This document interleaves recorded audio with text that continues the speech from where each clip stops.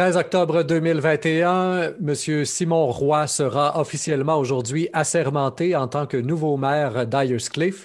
Les entrevues au microphone avec la municipalité d'Ayerscliff se déroulent depuis 2016, ce qui veut dire que c'est le troisième maire qu'on aura la chance d'avoir en entrevue pour faire des suivis de conseil de ville à partir du moment où il sera officiellement assermenté. Mais là, pour l'instant, au mois d'octobre, on en profite pour le rencontrer une première fois, connaître ses motivations, connaître ses objectifs. Monsieur Roy, bonjour.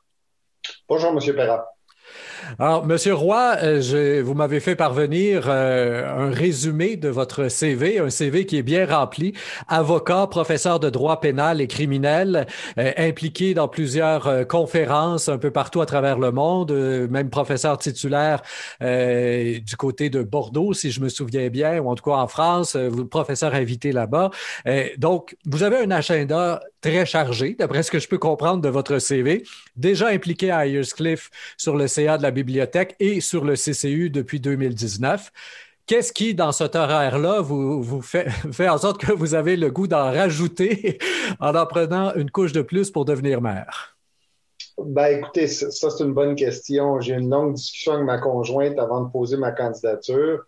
C'est vrai que j'ai un day job, hein.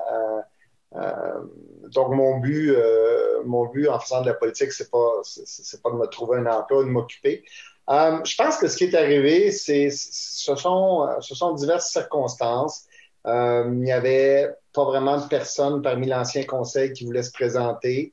Il y a des gens qui m'ont approché. J'ai quelques idées pour essayer d'améliorer la situation. Donc, essentiellement, il y a eu une occasion et j'ai sauté sur celle-ci pour tenter d'aider un peu la municipalité. Et donc, vous venez d'ouvrir la porte à ces idées, justement. Comme il n'y a pas eu de campagne électorale du côté d'Ayerscliff, ben, on n'en a pas trop entendu parler, sauf pour les gens qui vous connaissent personnellement. Alors, ce serait quoi, là, le cœur de votre programme si vous aviez eu à le défendre en campagne, là?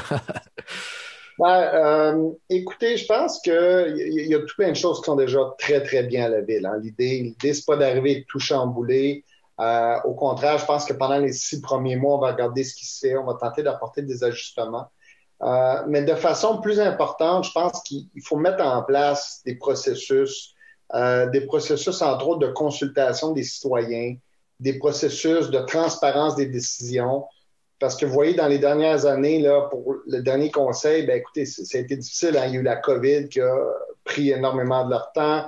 Il y a un conseiller qui a déménagé. Il y a le conseiller Richard qui était gravement malade. Donc, l'ancien conseil a dû composer dans des situations difficiles. Et là, on s'est aperçu qu'on avait peut-être certains enjeux, comment impliquer les citoyens, comment prendre leur pouls avant de prendre une décision. Vous savez, il y a eu des décisions difficiles à prendre avec le Ripple Cove, avec le 32 logements sur Scott. On s'est aperçu, que moi, je me suis aperçu que peut-être qu'il y avait une meilleure façon d'impliquer les citoyens, de rendre des décisions plus transparentes, d'expliquer pourquoi le conseil prend certaines décisions. Donc, premier objectif, travailler sur les processus, là. Essayer que ça fonctionne mieux. Le processus n'est pas toujours garant du résultat, mais si vous n'avez pas un bon processus, c'est plus dur d'arriver à un bon résultat. Donc ça, je vous dirais que c'est la première chose. Et dans le dossier, je vous arrête maintenant juste pour faire une parenthèse, on dira la suite des choses après. Effectivement, ce dossier-là est un dossier qui a été important dans les dernières années, le Ripple Cove, et donc le tiraillement qu'il y a pu y avoir entre la position du Conseil et je crois, en tout cas pour l'avoir suivi, le désir justement de communiquer les informations, de tenter le pouls. Et au final, comme vous le dites, le processus n'est pas toujours garant du résultat. Vous, de votre côté, dans tout ce dossier-là, est-ce que vous avez participé d'une manière ou d'une autre? Est-ce que vous étiez présent aux assemblées qui avaient été convoquées? Est-ce que vous étiez de ceux qui militaient contre le projet ou pour une remouture du projet? Écoutez, au CCO, on a vu le projet plusieurs fois. Il y a aussi des gens qui étaient sur le bord du lac qui m'ont consulté pour savoir ce que j'en pensais, étant donné, bon, je suis avocat à la base, tout ça. Donc, j'ai vu le projet.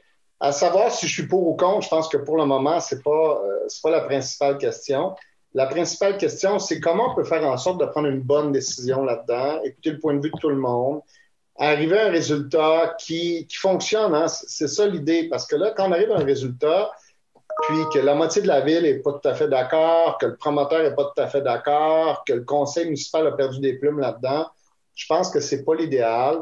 Oui, ça prend du développement, il faut conserver le lac. Donc, c'est comment mettre tout ça en balance. Et je pense que c'est ça, là. Et et c'était le deuxième objectif, il faut ramener un climat plus serein. Les dernières assemblées ont été assez longues. Il y a eu des échanges assez vigoureux. C'est correct des échanges. On veut pas bâillonner les gens loin de là. Mais je pense qu'il faut ramener un certain décorum, une certaine façon de faire plus harmonieuse. Écoutez, nous sommes quoi, 1200 dans le village, là? Moi, de la manière que je vois les choses, c'est que nous sommes à peu près 1200 propriétaires de la compagnie. Puis il faut s'entendre pour que la compagnie fonctionne bien. So we're basically 1,200 shareholders and we have to make the business work. We have to, take decision together. We have to consider what the other thinks. We have to find a way to make it work, basically. So it's not the mayors who go there and say it's going to be that way. I don't think that's the way to do.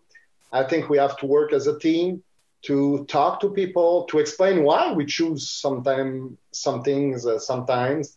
And, maybe people will not agree, but if they know why we do that, it might make easier to, make it work and to go to the next thing that we have to do. We cannot have things that, keep coming and people constantly being unhappy about that. I don't think that's productive.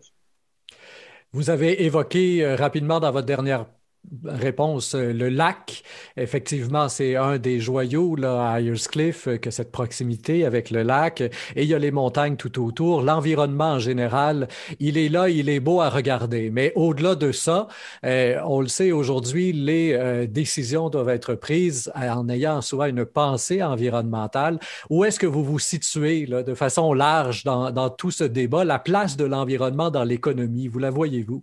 Vous la voyez où, pardon? C'est certain que sans le lac, il n'y a pas Ayers hein. Ça, tout le monde s'entend là-dessus. Là. Le lac, c'est le cœur du village. Et il faut le préserver. On regarde juste, je pense, c'est en fin de semaine ou il y a quelques jours, là, bon, il y avait une chaîne qui bloquait l'accès au lac parce qu'il y a eu un problème de moules zébrés. Donc, on voulait s'assurer que personne n'aille dans le lac avant que les bateaux soient nettoyés. Ben, ça on n'a pas le choix. Hein. Vous savez, l'environnement, c'est pas d'être pour ou contre, c'est pas ça l'idée, là. L'environnement, c'est incontournable, puis il faut y faire attention. Puis un lac, c'est fragile, ça dépérit très rapidement quand on ne fait pas attention. Donc, écoutez, il y a pas, c'est pas un choix là, c'est vraiment pas un choix. Il faut prendre des mesures pour s'assurer que le lac est en santé. C'est pour ça qu'on est ici. Là. On a choisi Ayers entre autres pour le lac, donc il faut pas perdre ça. Donc, le lac sera une priorité. Et ça, je pense que pour les 1200 citoyens d'Ayers c'est une priorité. Là. Je pense qu'il y a personne qui veut pas protéger le lac ici. Là. Il y a un nouvel enjeu qui s'est invité, on pourrait dire, assez... C'est quelque chose qui est là depuis des années, mais dernièrement, ça devient encore plus criant. C'est celui de la santé. On a vu là, qu'à Magog, il y a eu la fermeture de la clinique. On nous annonce il y a quelques jours là, la fermeture de l'urgence à Quaticook les soirs, les fins de semaine, les soirs et les nuits, pardon, parce qu'on n'a plus de personnel. Et là, en plus, ben, il va y avoir des coupures un peu partout à travers le Québec à partir du 15 octobre. Et vous avez chez vous le Centre de santé de la vallée Massawippi, le CSVM. Mais comment faire pour s'assurer que ça perdure si même Magog n'a pas été capable de garder sa clinique bien en vie? Ben, c'est certain que le développement d'Ayers c'est un élément important. Il y a des gens de différentes tranches d'âge dans le village. Et moi, je suis peut-être l'une des personnes qui a profité un peu de ce développement parce que, voyez-vous, la maison que j'ai achetée sur Sanborn, c'est une vieille maison traditionnelle qui était dans la même famille depuis le tout début. Et là, la personne qui l'avait, bien évidemment, ne pouvait plus habiter dans la maison en raison de son âge. Et ça, c'est la situation de plusieurs à Ayers. Et il faut s'assurer, d'un, qu'on prenne soin de ces gens-là qui doivent quitter leur maison pour des raisons de santé, mais aussi assurer une transition vers de nouvelles familles qui arrivent parce que le village doit être vivant pour être en mesure justement de garder des choses comme la clinique.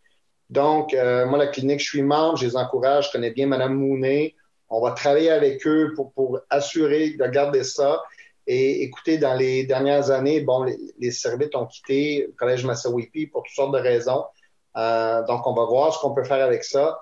Mais c'est important d'avoir un village qui est attractif pour les familles, qu'elles soient plus jeunes ou des retraités. Donc, d'avoir des gens qui sont intéressés à venir ici, mais l'idée, c'est pas de monter à 3, 4 ou 5 000 citoyens. C'est pas ça l'idée, là. C'est de s'assurer que les citoyens qui sont ici ont des services, ont accès à ce qu'ils ont besoin pour avoir une belle vie. Et ça passe, comme vous l'avez dit très clairement, par des soins de santé. Là. Ça, c'est évident. Donc, on sera là pour la clinique et on sera attentif à des partenariats possibles. Dans les dernières années, tout le monde qui touche à la politique passe nécessairement par les réseaux sociaux à un certain moment ou l'autre, que ce soit pour se faire bâcher, excusez l'expression anglaise, ou alors pour promouvoir tel ou tel projet. Le dernier conseil à Ayers-Cliff, il a goûté d'ailleurs sur les réseaux sociaux dernièrement. Vous arrivez avec confiance ou une certaine crainte? Comment gérer là, cette nouvelle bébite qui est là et qui devient potentiellement explosive pour tout le monde qui est en politique aujourd'hui, là? Ben, écoutez, au risque de recevoir certains, je n'ai pas de compte Facebook et je n'ai pas l'intention d'en avoir un.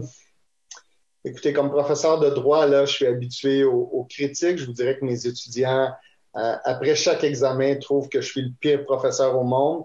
Mais je pense que la critique, en même temps, c'est positif. Pourquoi? Parce que ça nous permet de nous remettre en question. Il y en a des bonnes, il y en a des moins bonnes.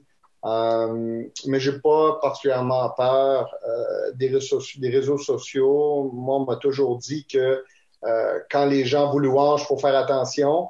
Et quand les gens vous insultent, ben faut faire attention aussi. Hein? Donc, il faut en prendre et en laisser des deux côtés. Là, et les réseaux sociaux, c'est ça. Hein? Je pense que le conseil sera en mesure d'évaluer mon travail. Les citoyens que je vais croiser tous les jours vont être en mesure d'évaluer mon travail. Et c'est pas parce que certaines personnes se plaignent plus fort que d'autres que leur opinion a plus ou moins de valeur. Je pense qu'il faut regarder les choses tranquillement. Mais j'ai pas l'intention d'être sur les réseaux sociaux 24 heures sur 24, 7 jours sur 7. Là. Je pense que c'est pas ça l'idée. J'ai l'intention d'être dans la rue comme toujours, d'aller au bureau de poste, d'aller chez Maurice, de rencontrer des gens. Et on verra comment ça se passe. Et je vais en parler avec le conseiller ce soir, mais une des choses qu'on veut faire, c'est peut-être des rencontres informelles avec les citoyens, de dire aux citoyens, mais regardez, le vendredi après-midi, si vous voulez venir prendre un café avec le conseil, venez, puis on discutera. Et je pense que dans une discussion un à un, c'est souvent, ou en petit groupe, c'est souvent plus efficace. Et les gens, je pense, vont sur les réseaux sociaux à défaut d'autres façons d'exprimer leur point de vue ou d'exprimer leur frustration, leur colère. Je pense que si on les rencontre, si on leur donne l'opportunité de discuter avec nous, peut-être qu'ils se sentiront un peu mieux. Et nous, de la même façon, on pourra percevoir un peu mieux leurs critiques. Monsieur Roy, merci bien pour cette première entrevue. Je vous rappelle, chers auditeurs, que Simon Roy est donc officiellement assermenté en ce 13 octobre 2021 pour les 4 prochaines années à titre de maire de la municipalité d'Ayers-Cliff. Nous aurons donc l'occasion de faire avec lui des suivis de conseil de ville. Le tout commencera donc avec le conseil de ville du mois de novembre. Monsieur Roy, merci bien pour cette entrevue et on vous souhaite un bon mandat. Merci, Monsieur Perrin. Bonne journée.